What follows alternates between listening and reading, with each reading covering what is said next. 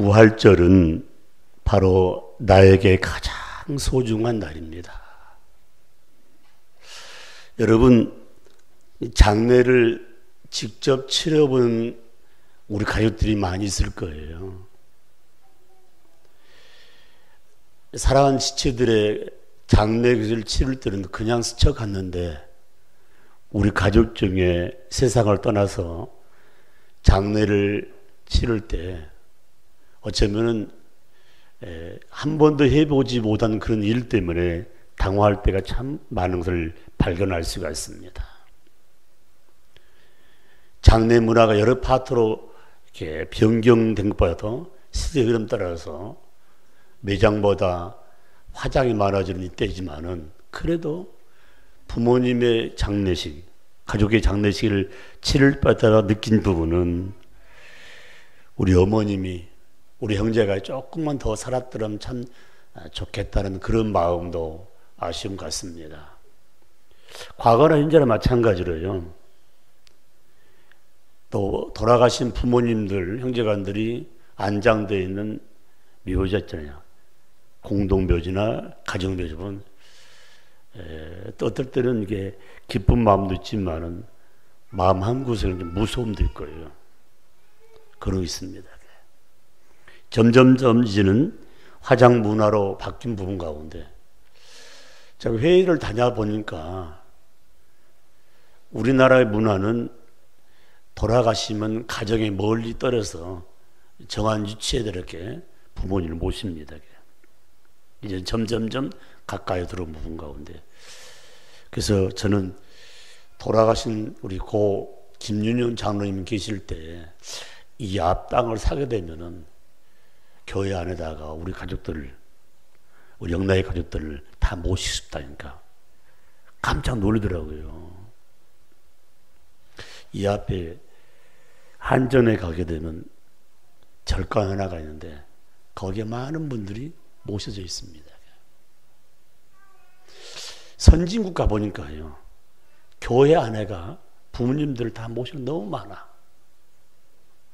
그래서 매 주일에 와서 볼 수 있는 그런 파트.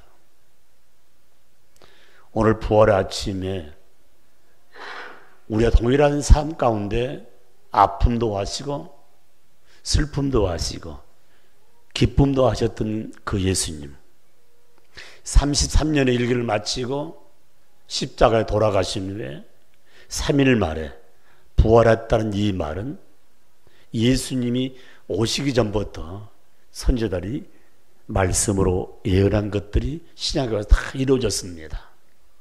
여러분, 다시 산다는 것은 너무너무 기뻐할 일이고 감사할 일입니다. 저는 이 부활의 아침에 가장 중요한 부분은 기독교 역사상 기독교의 핵심 가운데에 부활을 빼불면요, 다른 종교와 똑같습니다. 다 똑같아요. 다른 쪽 똑같아요. 기독교는 부활의 종교라는 것, 기독교는 피의 종교라는 이 사실이 다른 종교와 다르다는 사실을 우리 분명히 알아야 됩니다. 그렇다면은 우리의 삶 가운데서 이 부활이 없다면은 가장 불쌍한 자가 누구냐면은 바로 하나님 믿는 저와 여러분 크리스찬이라고 말씀하고 있습니다. 부활이 없다면요. 더 의미 있는 말씀이 뭐냐면은 부활이 없다면 만사를 제쳐놓고 믿음 안에 예배드리며 믿음을 성장시킨 이 믿음이 헛것이 된다고 했습니다. 그리고 또 하나가 있습니다. 만약에 부활이 없다면 우리가 직접 찾아가서 복음 증거하는, 선교하는 일이 헛가했습니다. 그리고 마지막 부분의 가장 중요한 것은 뭐냐? 만약에 부활이 없다면 지금까지 신앙생활을 한 모든 분들이 불신자들에게 거짓말을 했다고 성경 말씀하고 있습니다. 그렇기 때문에 우리의 삶 가운데 부활의 중심이 돼가지고 우리를 이끄신 하나님께 감사하면서, 부활은 기독교의 완성입니다.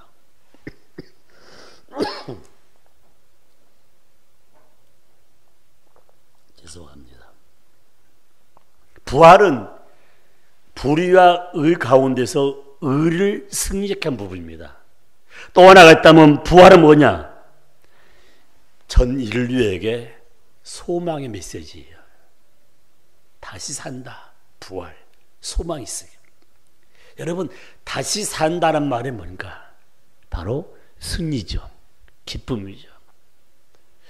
우리 주위에 수많은 사람들 가운데 몸이 아프되 어쩌면은 가족도 알아보지 못한 가운데 중증 환자로서 지금 병원에 있는 분이 있습니다. 어떻게 생각하십니까? 나는 아무 상관이 없다 생각하지 않잖아요. 그래도 우리 부모님이, 우리 형제가 이 가운데서 좀 힘을 얻어서 다시금 일상대로 돌아가면 좋겠다. 이렇게 가족들은 그렇게 마음을 갖고 있습니다. 사랑하는 성도 여러분, 인간의 가장 큰 승리는 의의 승리요. 인간의 승리 가운데 가장 큰 승리는 진리의 승리입니다. 지금 보세요. 가짜가 얼마나 많은지. 우리 노래는 헤아릴 수가 없어요. 밝힐 수가 없어요. 이게 가짜 같기도 하고 이게 가짜 같기도 하고. 조금 지나면요. 저 좀 보십시오. 남편들이 많이 생긴대요. 아내들이 많이 생긴대요. 장로님. 뭐냐면은 노보트 문화가 형성돼가지고 노보트 문화를 만들어 놓지 않습니까? 똑같답니다. 얼마 전이죠. 김대중 노벨상 탄 그 센터에 가보니까 김대중하고 이효 여사가 거기 계시더라고. 그리고 전 세계 유명한 사람들이 이렇게 돼 있더라고요. 더 완벽하게 만들 수 있답니다. 그러니까 우리의 누리는 분별할 수 있는 부분이요. 그러니까 가까이 가면은 멜라노 만드는 그런 거 알지만은 멀리서 녹음해서 해놓으면은 모른답니다. 이게. 무슨 말입니까? 가짜가 남바는 시대에 영원토록 우리의 마음과 생각을 붙잡아 주고 있다면 말씀이에요. 진리는 과거에도 현재에도 미래에도 동일한 부분. 예수 부활은 과거에도 현재에도 미래까지 진행된다는 사실을 마음에 새기면서 부활의 가장 소중한 부분은 모든 인류에게 소망이 깃들어 있다는 사실입니다. 그러므로 우리가 신앙생활을 할 때에 바로 이 부활의 소망을 가진 자는 영원 불멸성, 내 영혼은 절대로 없애지 않고 하나님이 주관하고 있다는 사실을 마음에 새기면서 하나님 언제 부르실지 모르지만 하나님께 늘 영광 돌리면서 하루하루 삶을 함께하는 부분들. 여러분, 육을 위해서는 얼마나 이렇게 몸부림칩니까? 영적인 면을 위해서 얼마나 몸부림치겠냐 말이에요. 영적인 부분을 위해서. 가끔 우리 부목사님이 저희 집에 좀 일을 같이 와보면 이렇게 봐요. 내 속으로 가만히 보면 우리 목사님은 쓰레기를 좋아한갑다. 쓰레기가 가득 차 있어 보니까.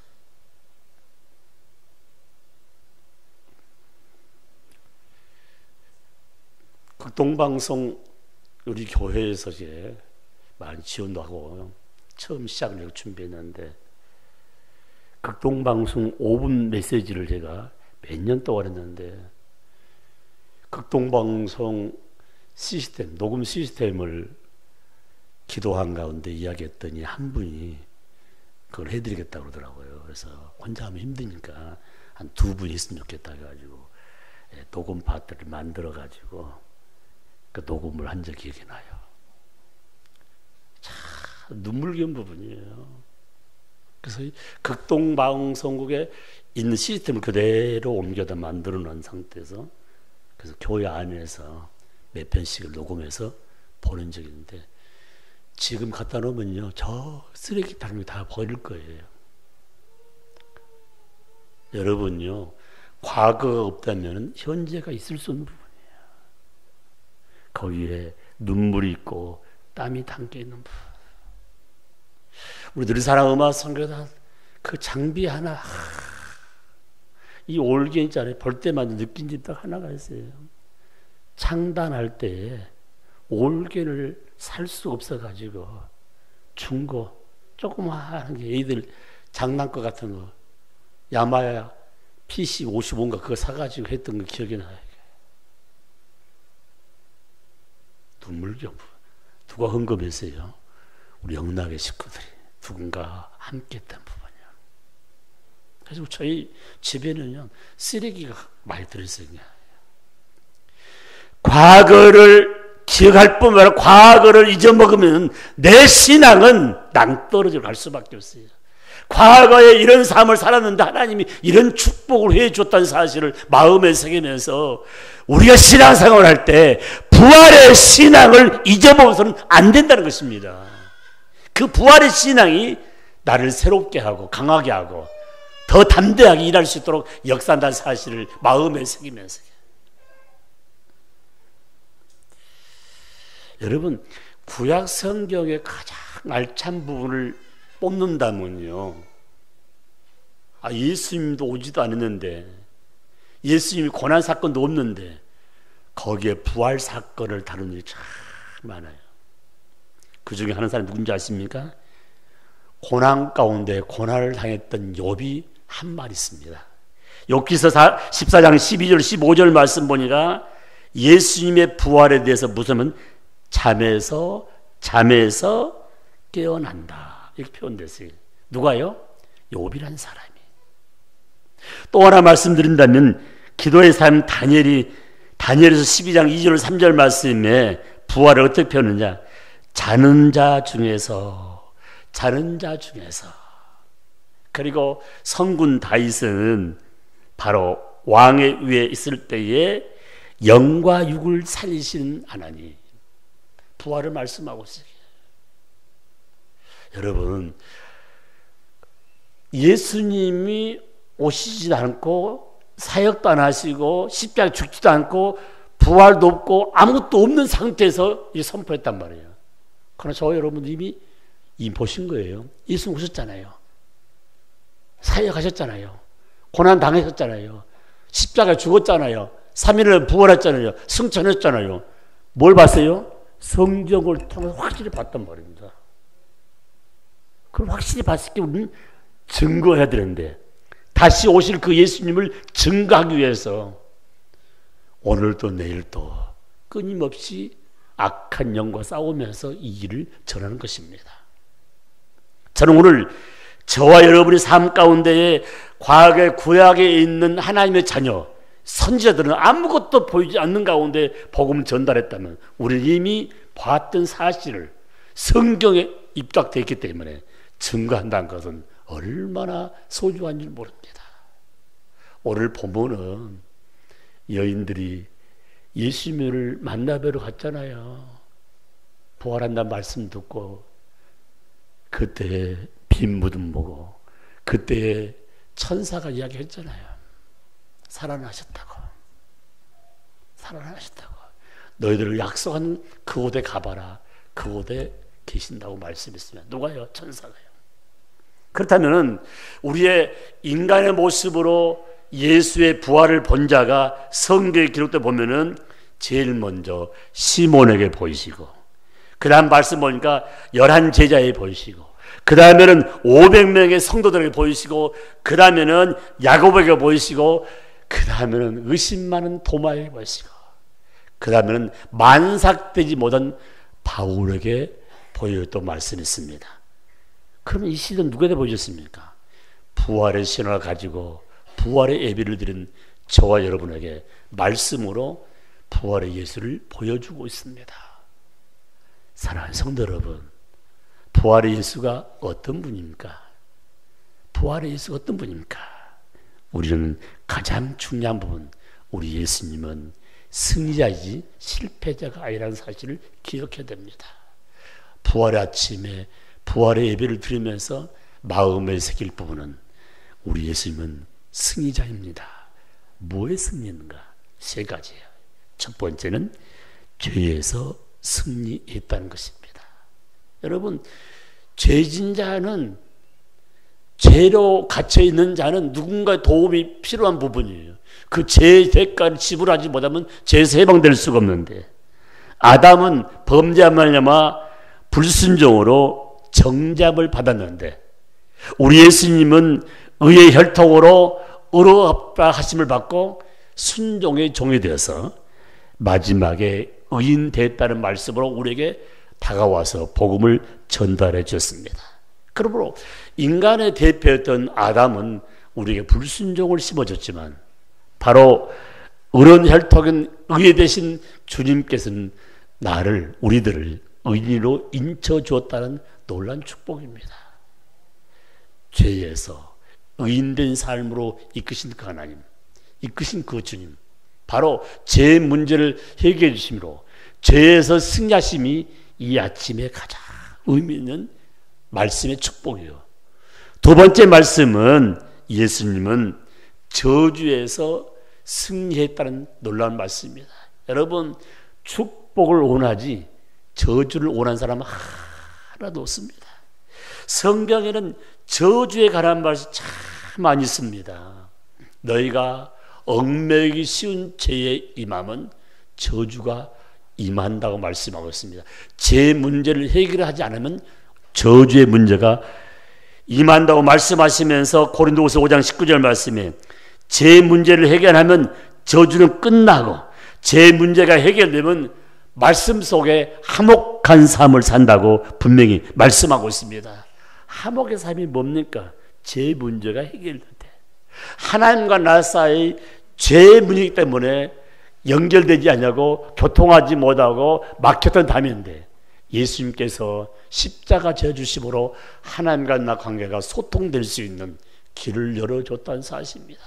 그러므로 예수 부활은 바로 우리에게 저주의 삶을 축복의 삶으로 바꿔준 통로가 되었다는 사실을 마음에 새기면서, 나 예수밖에 없네, 예수 때문에 축복의 통로였던 사실을 마음에 새기면서 이 부활의 아침 아버지 앞에 영광 돌리면서, 이제는 얽매이기 쉬운 죄에서 벗어나 이제는 오직 예수만 바라보며 전진함으로 좋은 열매를 맺는 저와 여러분이 되시기를 주의 이름으로 축복합니다. 축복합니다.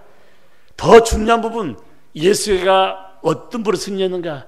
죽음에서 승리했다고 했습니다. 사망에서 승리했다고 말씀하고 있습니다. 여러분, 죽음의 앞단계가 뭡니까? 병마잖아요.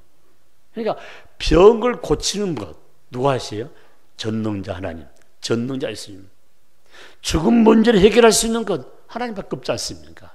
그렇기 때문에 오늘 부활의 이 아침에는 죽음 문제를 해결했다는 바로 하나님, 곧 예수 그리스도밖에 없다는 사실을 마음에 새기면서 창세기 18장 14절 말씀에 아브라함의 고백 가운데 가장 큰 의미가 하나 있어요.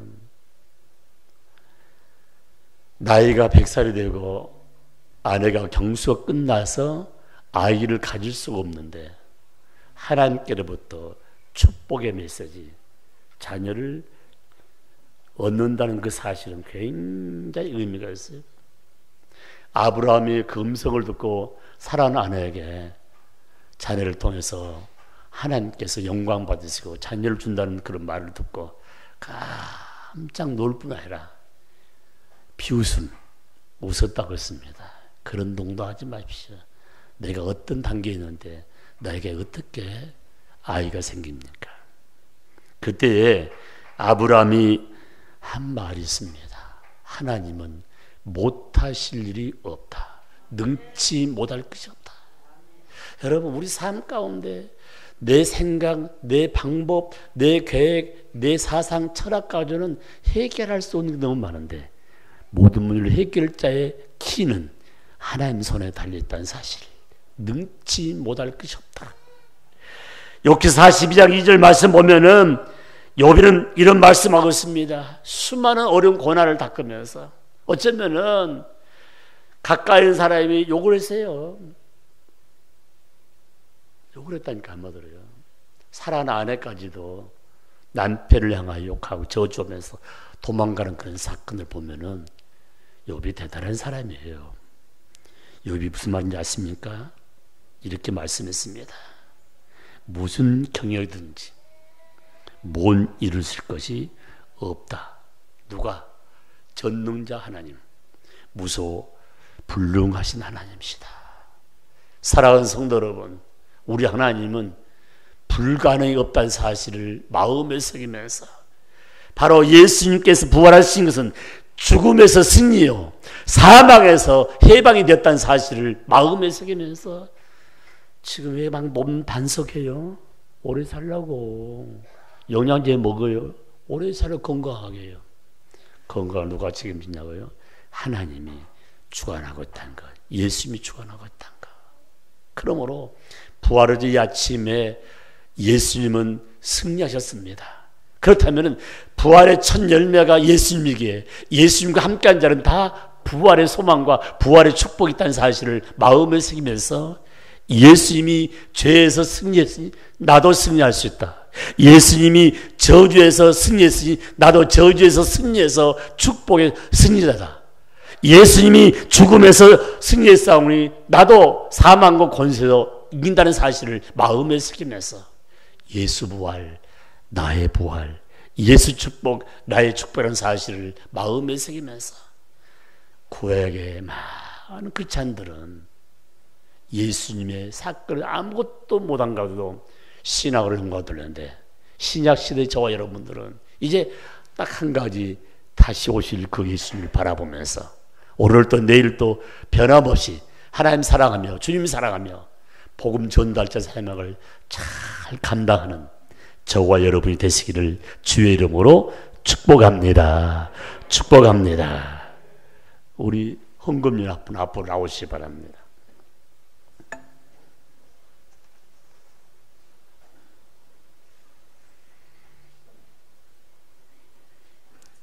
헌금춤을 여기 계시.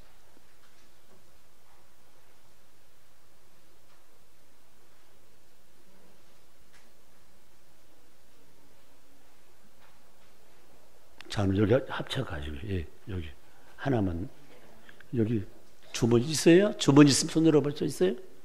충분합니까?